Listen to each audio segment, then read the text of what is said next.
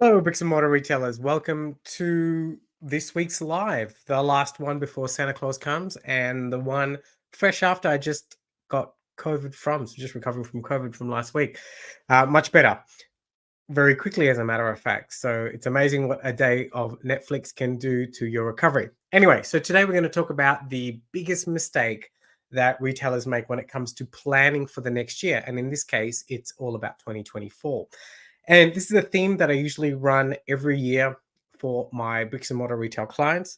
And basically, I'm a really big believer in planning and making sure that we have the next year all sorted.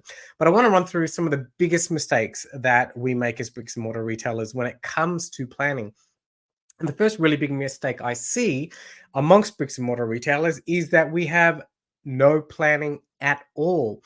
So what does that mean? That means like we actually haven't taken the time to figure out what we want to achieve next year in 2024, let alone for our business, but not only for our personal life. And it's such a really big mistake because then we're just going to be reactive.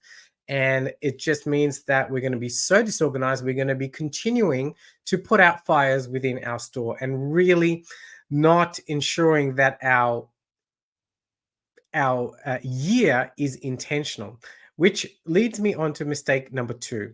When we're not organized and we haven't taken out the time to do some planning, we end up chasing shiny things. So I'm not sure if you can relate to this, probably not. But this used to happen to me all the time when I was running my pharmacies before I started to get coaching, which was I would hear about this amazing marketing technique and then I would jump on and try that and execute it, and then I'd probably leave it for a few days because it didn't work. And then I'd jump onto another marketing technique or another initiative that I could implement in store.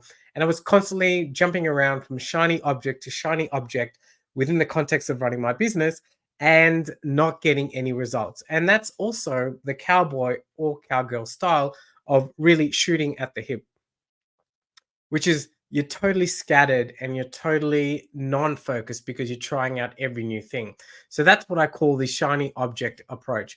And the third thing is, from what I see when it comes to planning, is that many of us just remain hopeful.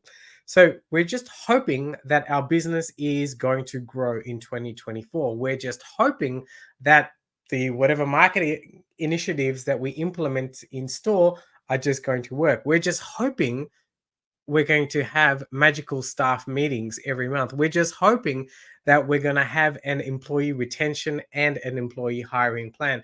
We're just hoping for better profits and more cash flow. What a load of bollocks.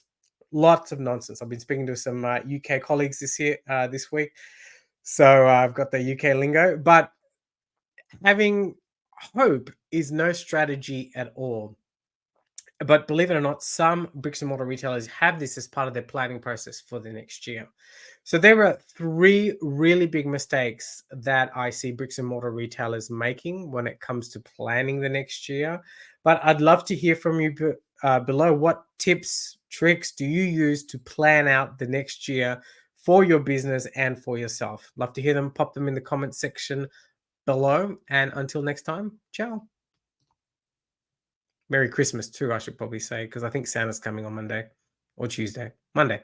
Until then, Merry Christmas.